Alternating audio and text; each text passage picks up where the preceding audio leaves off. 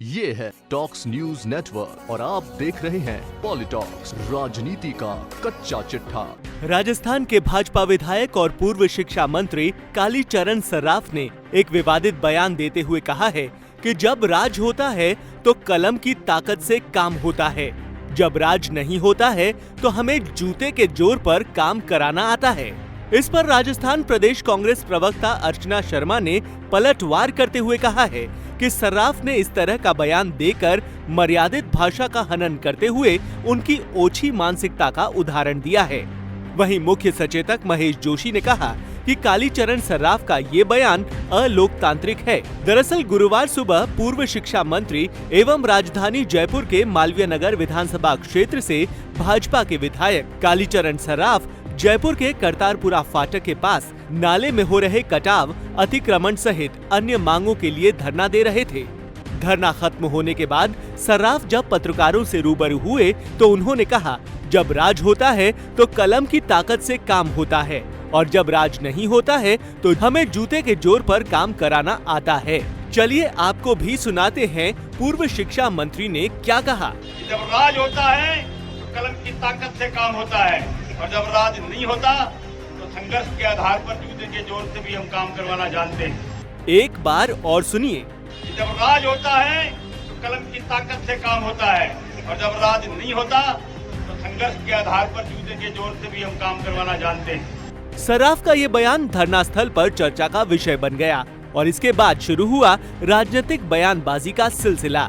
पूर्व शिक्षा मंत्री सर्राफ के इस अमर्यादित बयान पर राजस्थान प्रदेश कांग्रेस कमेटी की उपाध्यक्ष एवं प्रदेश प्रवक्ता अर्चना शर्मा ने एक प्रेस नोट और एक वीडियो जारी करते हुए कहा कि सर्राफ ने धरने के दौरान जिस भाषा का इस्तेमाल किया है वो उनकी ओछी मानसिकता का एक उदाहरण है।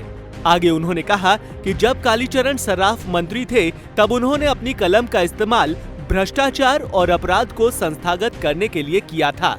यही कारण है कि जनता ने उनको नकार दिया। राजनीति के लंबे अनुभव के बावजूद इस तरह के विवादित बयानों से स्पष्ट होता है कि उन्हें जन भावनाओं से कोई सरोकार नहीं है।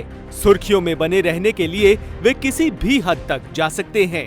कालीचरण सर्राफ के द्वारा दिए गए धरने पर अर्चना शर्मा ने कहा कि सर्राफ ने जिस क्षेत्र में धरना दिया है वहां उनके मंत्री रहते हुए नाले में बहकर एक युवक की मौत हो गई थी, जब सर्राफ ने इस पूरे मामले की सुध तक नहीं ली थी। सर्राफ जब मंत्री थे उस समय उनके एक समर्थक ने व्यापारी को सरेआम गोली मारी थी, जिससे जाहिर होता है कि सर्राफ भ्रष्टाचार को ही पनपाने के माहिर नहीं है, अपितु अपराधियों के भी संरक्षक हैं। कालीचरण सर्राफ द्वारा दिया गया धरना अपने राजनीतिक वजूद को बचाने के लिए रचा गया प्रपंच मात्र है। वहीं भाजपा विधायक कालीचरण सर्राफ के विवादित बयान पर राजस्थान की कांग्रेस सरकार के मुख्य सचेतक महेश जोशी ने पलटवार किया है। उन्होंने कहा है कि कालीचरण सर्राफ एक वरिष्ठ नेता हैं, उनका ये बयान अलोकतांत्रिक है। सर्राफ को उनकी पार्टी सीरियस नहीं लेती, भाजपा में उनकी स्वीकार्यता का अभाव है, इसलिए सर्राफ की जबान बार बार फिसलती रहती है।